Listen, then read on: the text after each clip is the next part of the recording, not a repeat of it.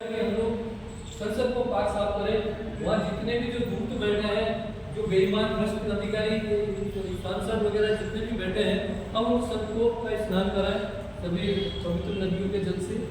ये हमारी योजना है। और 15 तारीख को एक महापंचायत हम उस चंबल की किनारे करेंगे। मैं ये मान के चलता हूँ कि अगर हम लोगों ने दिल से काम किया तो शायद हमें 25 नवंबर को संसद में जाने की जरूरत नहीं है। वो क्या काम करना है हमको करना है वहाँ पे जन सैलाब तैयार करना है। अगर हमने गोरखपुर चंबल के किनारे अगर हमने वहाँ पे 2 से 5 लाख लोगों को अगर इकट्ठा कर दिया पूरे भारत से, तो मैं समझता हूँ कि वो दिन आखिरी दिन होगा हमारा। क्योंकि केंद्र सरकार और राज्य सरकारें को भी ये देखेंगी कि जब इतने लोग वहाँ से चल रहे हैं, अगर इतनी संख्या में हमने जन सैलाब को खड़ा कर दिया तो वो सोचेंगे कि जैसे जैसे हमारा कारनामा बढ़ेगा तो जाहिर सी बात है हमारी संख्या और बढ़ेगी, और इतनी संख्या बढ़ जाएगी तो दिल्ली हम लोगों को कंट्रोल नहीं कर पाएंगे। इसलिए वो मुझे लगता है कि वो हमें आगे तक भी नहीं पहुंचने देंगे अगर हमने संख्या बल वहाँ पे कर दिया। अब सवाल ये उठता है कि संख्या बल किस तरह से। मेन मुख्य जो समस्या है वो ये है कि ज़्यादा से ज़्यादा लोगों को कैसे वहाँ पे लेके गए। हमने कई जगह पे अपनी धारणाओं को धरना प्रदर्शन जो चल रहे थे उनको हमने विराम किया। वो इसीलिए किया है कि हम जो समय वहाँ पे नए समय हम दे रहे थे उसकी वजह से हमारे दूसरे काम प्रभावित हो गए थे। अब हम उस जगह से हट करके अब पूरे क्षेत्र में हम जहाँ रह रहे हैं, हमारे गांव में, हमारे वार्ड में, हमारे शहर में, हम ज़्यादा से ज़्यादा लोगों से जनसंपर्क करें। जनसंपर्क किस तरह से करें? जिस तरह से नेता अपने चुनाव के समय में करते हैं, वो वोट के लिए करते हैं, हम जो है उनको उनके समर्थन के लिए कि वहाँ पे वेट के लिए 15 नवंबर को वहाँ पे पहुँचे। मैं आपको विश्वास दिलाता हूँ अगर 15 नवंबर को हमने वहाँ पे जन सैलाब खड़ा कर दिया तो उसी दिन केंद्र सरकार से मैसेज आ जाएगा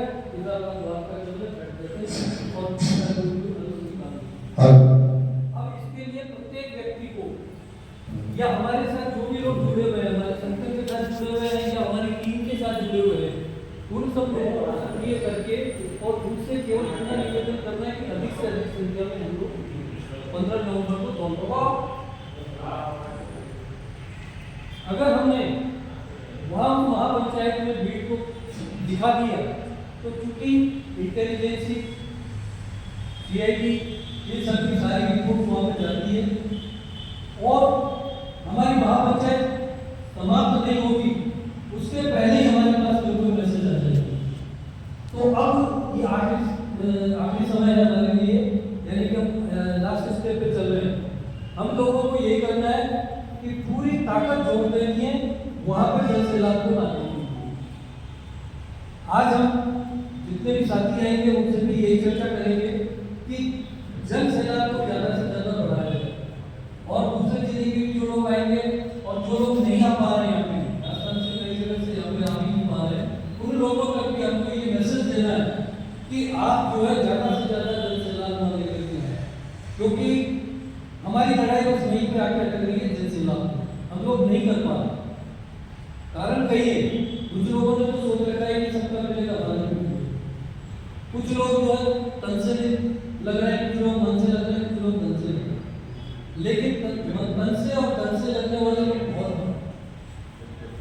हमको उनकी संख्या बढ़ानी है। हमारे पास अभी भी 1 सप्ताह का टाइम है और इस 1 सप्ताह में हम वो मुकाम हासिल करें ताकि सरकार दिल्ली की बैठी हुई सरकार भी हिल जाए और राज्य की सरकार भी।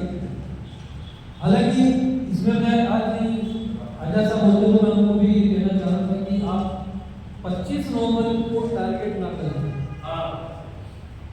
क्योंकि 25 नवंबर को आप टारगेट करेंगे तो 15 नवंबर आपका पहिया हो जाएगा। इसलिए मुख्यतः आपको जो टारगेट करना है 15 नवंबर को ही करना है। जैसे उन्होंने बताया कि सब पूरे जो लोग हैं या माताएं बहनें हैं जो पैदल नहीं चल सकती वो 25 नवंबर को दिल्ली आ जाएगा, कोई दिक्कत नहीं, दिल्ली भी आ जाए, लेकिन वो कम से कम पदयात्रा नहीं कर सकते, लेकिन महापंचायत में तो उपस्थिति दे सकते हैं। तो हमारा पूरा फोकस उस महापंचायत पर होना चाहिए ताकि हमारी जीत सुनिश्चित हो। बाकी और अपने साथियों के जो भी विचार हैं उन पर भी अपन चर्चा करेंगे। और मुझे उम्मीद है कि हम सब लोग बैठ कर के अपने अपने विचार हम रखेंगे तो निश्चित है कि कोई निष्कर्ष और अच्छा निकल करके आएगा। मैं इसी उम्मीद के साथ बहुत धन्यवाद।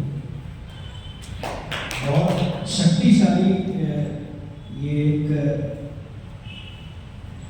बिंदु जो आपने मावी जी साहब ने बताया, धौलपुर रैली का बहुत मुख्य बिंदु है, उत्तेजित बिंदु है और आने वाली सभा के लिए बहुत प्रेरणादायक है। तो इस पे सब जने अपनी राय अच्छी से कड़ी मेहनताना राय मिले तो बहुत आनंद आएगा। और आपने जो अभी 15 तारीख का मार्गदर्शन करा है, उम्मीद करता हूँ और भी इसमें से वो बिंदु निकलेगा। तो एक ये बिंदु धौलपुर रैली का 14 और 15 तारीख को लिख दिया गया है अभी। और इसी पे या इसके अलावा मैं आपसे निवेदन करूंगा कि जो बड़े पदाधिकारी सब जने अपने अपने इन बिंदुओं पे आगे की सभाओं को संबोधित करें। जी। और हमारा असहयोग आंदोलन, अनिश्चितकालीन जो असहयोग आंदोलन आपने हमने जो चलाया, वो चलाने के पीछे केवल और केवल एक ही उद्देश्य था कि जनमत पैदा किया है। और वो जनमत आप लोग पैदा कर चुके हो। आपने जो 70 दिन का त्याग किया है, जिला कलेक्टर पर बैठकर आपने जो कार्य किया है, वो आपका प्रत्येक जमाकर्ता देख चुका है या अपने कानों से सुन चुका है। अब उसको केवल आपको इस जगह तक लाना है कि देख में भैया तुझे पैसा चाहिए और ये पैसा देगी सरकार देगी, क्योंकि सरकार ने लाइसेंस दिया है। हम लोग सारे पढ़े लिखे हैं, हमने इनमें काम किया है, हम जमा करता है, उसके बाद ही कार्य करता है। हमारा पैसा डूब गया है और तुम्हारा भी डूब गया है। और इस पैसे को लेने के लिए इन ठगों बेईमानों से अगर पैसा लेना है तो आपको हमारा साथ देना होगा। जैसे महात्मा गांधी जी ने इस देश को आजाद करवाने के लिए असहयोग आंदोलन चलवाया था, तो वो यही था कि हम सब पहले अपने आप को जलाएं, फिर हम अपना इतना प्रचार करें कि लोग हमें देख लें। आपको 70 दिनों में आपके मीडिया के माध्यम से, आपके सोशल मीडिया के माध्यम से, आपकी वार्तालापों के माध्यम से, आपके नाते रिश्तेदारों के माध्यम से, आपके परिवार के माध्यम से इतनी जगह वो बात आपकी पहुंच चुकी है जितनी आपको हमको आवश्यकता है। अब उसको केवल इस दिन के लिए कि हम 15 तारीख हमारे लिए करो और मरो का नारा है, या तो हम करेंगे या करेंगे। इसका मतलब महात्मा गांधी जी और सुभाष चंद्र बोस जी का मतलब ये था कि करना और बनने का मतलब ये हम सत्य का आग्रह करें, इस सरकार से पूछें कि जब लाइसेंस आपने दिया है तो इसका भुगतान कौन करेगा। ये सत्य है तो सत्य का आग्रह करना है। और मरने का मतलब यही है कि जब तक वो हमारा आग्रह नहीं माना जाए, हमें अपनी मंजिल तक चलना है, रुकना नहीं है, चलते ही जाना है। तो आपकी हमारी जो ये चर्चा चल रही है वो 15 तारीख को ही हम हमारे जीवन का एक अंतिम उद्देश्य बनाए कि इस 15 तारीख को हम इतनी भीड़ के साथ, ये सारी चर्चाएं आखिर हमारे आंदोलनों से ही निकली है। पहले कहते थे कि दिल्ली में इतने लोग इकट्ठा नहीं होंगे तो हम अपने अपने जिले पर इकट्ठे हुए हैं। अब एक नजदीकी 3 राज्यों का एक एजेंडा बनाया गया है।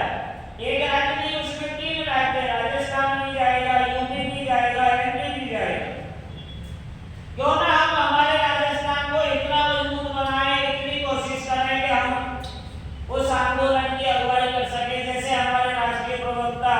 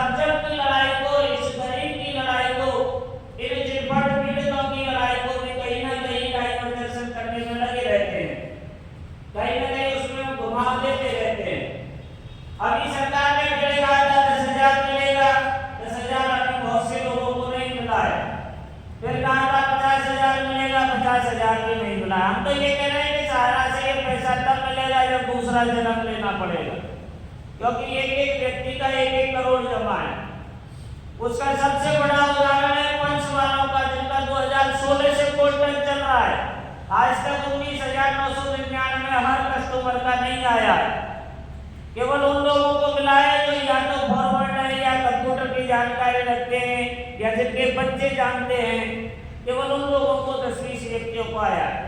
तो सरकार तो हमेशा झूठ बोलती रहेगी, क्योंकि सरकार के द्वारा ही तो इनको लाइसेंस दिया गया है। तो आपको हमको तो इतना जनमत पैदा करना है, अपने आप को तैयार करना है। और जनमत का मतलब ये है कि आप कोशिश करिए कि आपको ऋण की आवश्यकता है। अगर ऋण भी नहीं आएगी तब भी जो कार्य अपन को करना है उसके लिए अपने आप को तैयार करिए। पहले अपने आप को तैयार करिए कि मैं 15 तारीख को घर से निकलने के लिए तैयार हूँ या नहीं हूँ।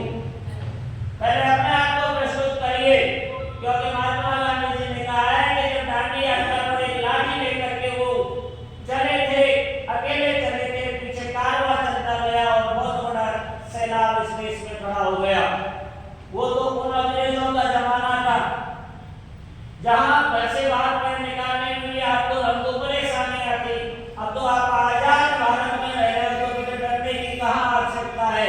आपका पैसा डूबा है, आपका पैसा मांग रहे हो। आप किसी कानून को लागू करवाने के लिए, किसी कानून को मना करने के लिए नहीं कर रहे हो। आप ये कह रहे हो कि हमारा जो पैसा डूबा है उसको कानून के तहत, जो कानून आपने बनाया है, कानून के तहत हमें पैसा दे दीजिए। तो मेरा आप सबसे एक ही निवेदन है, कैसे भी करके 15 तारीख को अपने जीवन का एक अंतिम उद्देश्य मानते हुए 15 तारीख की एक बड़ी जोरदार तैयारी करें। बाकी आदरणीय मदन लाल जी का जैसा निर्देश होगा, हमारा संगठन आगे कार्य